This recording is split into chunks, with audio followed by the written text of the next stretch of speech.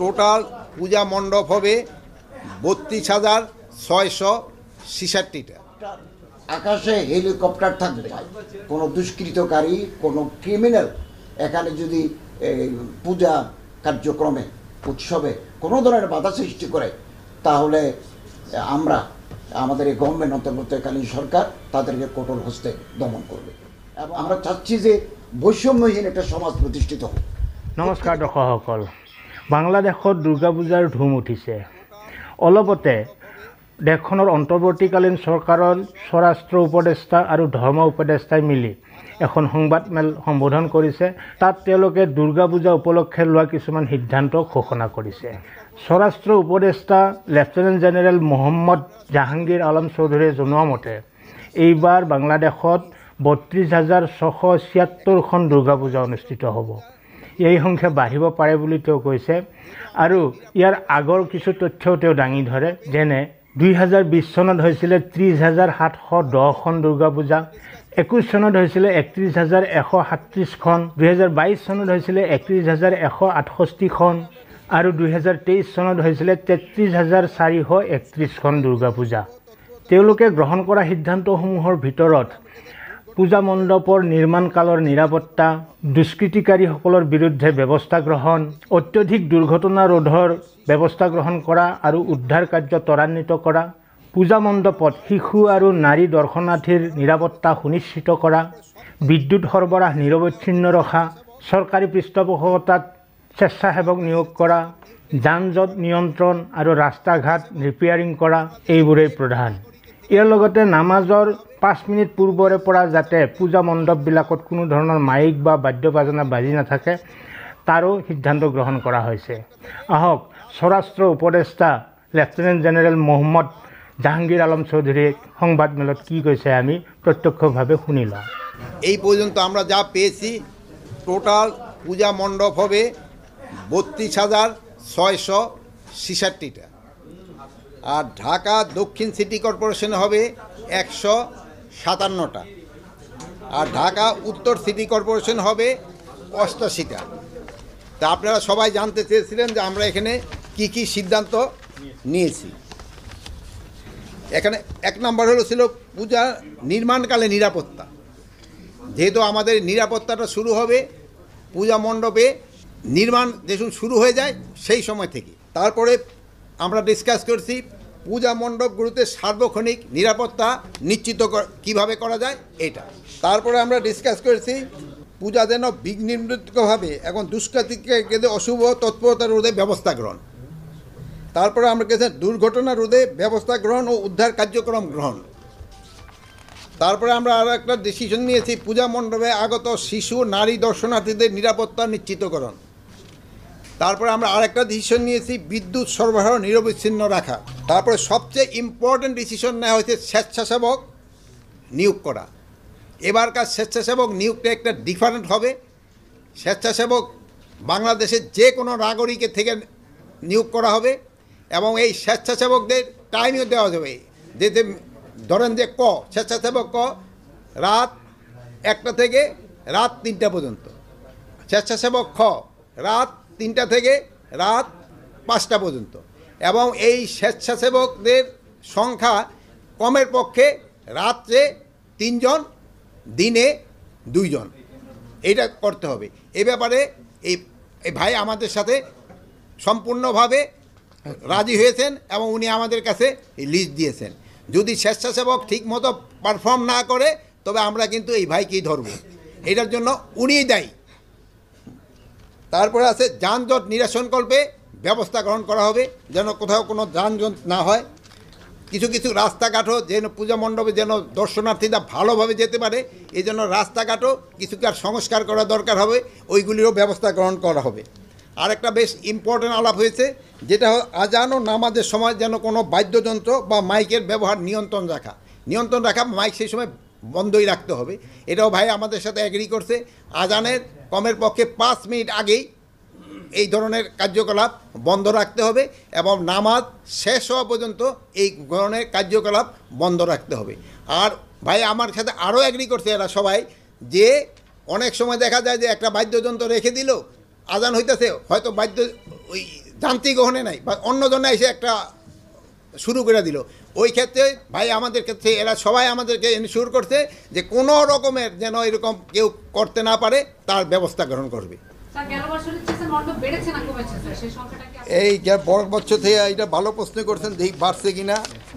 দেখেন আপনি লেখা নেন, 2019 সালে ছিল 31,100, 2020 সালে ছিল 30,710, 2021 সালে ছিল 31,137, 2022 সালে হয়েছিল 32,168, 2023 সালে হয়েছে 33,431। বাড়লো না কমলো?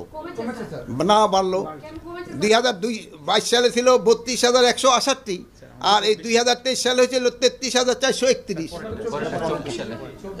আর হলো 24 হলো 32,666। এই যে সংখ্যা আরও বাড়বে। ভাই বলছে যে পুরো সংখ্যাটা ওনারা এখনো দিতে পারে নাই, এই জন্য সংখ্যাটা বেড়ে যাবে।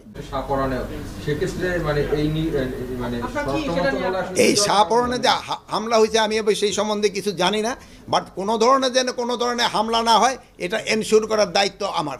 ভাই এই কথাটা আমরা বলি নাই যে অন্যান্যবার সরকার থেকে 2 কোটি টাকা দেওয়া হয়েছে, 2-1বার 3 কোটি, এবার কিন্তু টাকার সংখ্যাটা বাড়িয়ে 4 কোটি টাকা করা হয়েছে।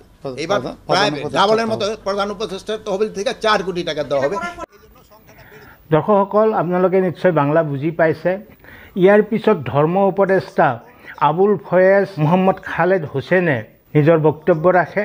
তেওঁ কয় যে দুৰ্গা পূজাৰ কেইদিনত আকাশত হেলিকপ্টাৰ উৰি থাকিব, হেলিকপ্টাৰৰ দ্বাৰা নিৰাপত্তা প্ৰদান কৰা হ'ব। তদুপৰি মাদ্ৰাছাবিলাকৰ ষ্টুডেণ্টসকলে স্বেচ্ছাসেৱকৰ কাম কৰিব আৰু অন্যান্য কিছু কথাও কৈছে তেখেতে। আহক আমি প্ৰত্যক্ষভাৱে তেখেতৰ বক্তব্য শুনি লওঁ। ধন্যবাদ সবাইকে। আজকে আমরা শারদীয় দুর্গাপূজা 2024 উদযাপন উপলক্ষে স্বরাষ্ট্র মন্ত্রণালয়ের মাননীয় উপদেষ্টা সভাপতিত্বে আমরা মিটিং করেছি। খুব গুরুত্বপূর্ণ আমরা সিদ্ধান্ত নিয়েছি যাতে ধর্মীয় ভাব গাম্ভীর্যের সাথে সনাতন ধর্মের ভাই বোনেরা তাদের এই পূজা উদযাপন করতে পারেন। আকাশে হেলিকপ্টার থাকবে এবং দশমীর দিন ডুবুরি থাকবে। আমরা এভাবে সিদ্ধান্ত নিয়েছি এবং মাদ্রাসার ছাত্ররা আমাকে বলেছেন যে পূজা কমিটি যদি চান তারা স্বেচ্ছাসেবক হিসেবে তারা কাজ করতে সম্মত আছেন। আমাদের স্বরাষ্ট্র উপদেষ্টা মহোদয় বলেছেন আগে আমরা ধর্ম মন্ত্রণালয় একটা সামারি দিতাম প্রধান উপদেষ্টার কাছে বা প্রধানমন্ত্রীর কাছে, ওখানে 2 কোটি, মাঝে মধ্যে দেখেছি 3 কোটিও আছে। এবারেই 4 কোটি টাকা বরাদ্দ দিয়েছেন আমাদের চিফ অ্যাডভাইজার মহোদয়। আমরা একটু তালিকা করে অসচ্ছল মন্দিরগুলোকে আমরা এই 4 কোটি টাকা জেলা প্রশাসকদের মাধ্যমে এগুলো আমরা বিতরণ করব। আমি এখানে একটা প্রস্তাবও রেখেছি আজকের মিটিংয়ে, 500 কেজি করে চাল পূজা মণ্ডপে দেওয়া হতো সংশ্লিষ্ট মন্ত্রণালয় থেকে। এবার আমি একটা প্রস্তাব উত্থাপন করেছি আজকের এই মিটিংয়ের মাধ্যমে আমরা সংশ্লিষ্ট মন্ত্রণালয়ে মেসেজ পাঠাবো আরও 200 কেজি করে যাতে চাল বাড়ানো হয়, অন্ততপক্ষে না পারলে 100 কেজিও যাতে বাড়ানো হয়, এরকম একটা প্রস্তাব আমার মন্ত্রণালয় থেকে আমি দেব। আর স্যার যদি সম্মত হন তাহলে আজকের ইমিডিয়েট রেজুলেশন ওখানে দেওয়া যেতে পারে। এতে করে একটা উৎসবমুখর পরিবেশ উইথ রিলিজিয়াস ফারবার অ্যান্ড জেল সনাতন ধর্মের ভাই ও বোনেরা তাদের এই শারদীয় দুর্গোৎসব পালন করতে পারবে। আপনারা জানেন আমি 2 দিন আগে রাজশাহী সফর করে এসেছি। শ্রী শ্রী গৌরাঙ্গদেব ঠাকুরের মন্দিরে আমি গেছি, ওখানে একটা অনুদান দিয়েছে। ওখানে 8 লক্ষ মানুষ পুণ্যার্থী দেশের বাইরে থেকেও আছে, দেশের ভিতরেও আছে থাকেন। ওনাদের ওই একটু প্রবলেম হয় মেয়েদের ওয়াশরুম নিয়ে, এটার জন্য একটা অস্থায়ী সেট করার জন্য মন্ত্রণালয় থেকে আমি একটা অনুদানও দিয়েছি, সামনে আরও দেব। এবং দুর্গা মন্দিরেও গেছি, এসকনের ওখানেও গেছি, ব্রহ্মচারী মহোদয় সাথে ছিলেন। তো আমরা আপনাদের মাধ্যমে দেশবাসীকে আশ্বস্ত করতে চাই কোনো দুষ্কৃতকারী, কোনো ক্রিমিনাল এখানে যদি পূজা কার্যক্রমে উৎসবে কোনো ধরনের বাধা সৃষ্টি করে তাহলে আমাদের এই গভর্নমেন্ট অন্তর্বর্তীকালীন সরকার তাদেরকে কঠোর হস্তে দমন করবে। এবং আমি আরও প্রস্তাব রেখেছি যে এতদিন যে বিচার হয় নাই এটা তদন্ত করে কোন মামলার স্পেসিফিক মামলা আছে আমাদের জানালে আমরা একটু মনিটর করব। আমরা চাচ্ছি যে বৈষম্যহীন একটা সমাজ প্রতিষ্ঠিত হোক, প্রত্যেকে তার নাগরিক অধিকার, ধর্মীয় অধিকার যাতে পালন করুক, এটা আমরা চাই। এবং আমরা ধর্ম মন্ত্রণালয়ের উদ্যোগে একটা পূজার মিটিং করব।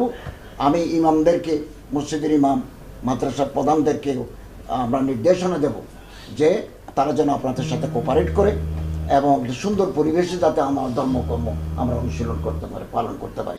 দৰ্শকসকল, শ্বেখ হাছিনাৰ সময়ত পূজা মণ্ডপবিলাকক সমুদায় 2 কোটি টকা প্ৰদান কৰা হৈছিলে, কিন্তু এইবাৰ অন্তৰ্বৰ্তীকালীন চৰকাৰখনে সিদ্ধান্ত লৈছে যে সমগ্ৰ পূজা মণ্ডপবিলাকক 4 কোটি টকা ভগাই দিয়া হ'ব। তদুপৰি প্ৰতিখন পূজা মণ্ডপতে 500 কিলোগ্ৰামকৈ চাউলৰ যোগান ধৰা হ'ব। পাৰিলে ইয়াক বঢ়াব পাৰি নেকি চেষ্টা কৰাৰ কথাও তেখেতে কৈছে।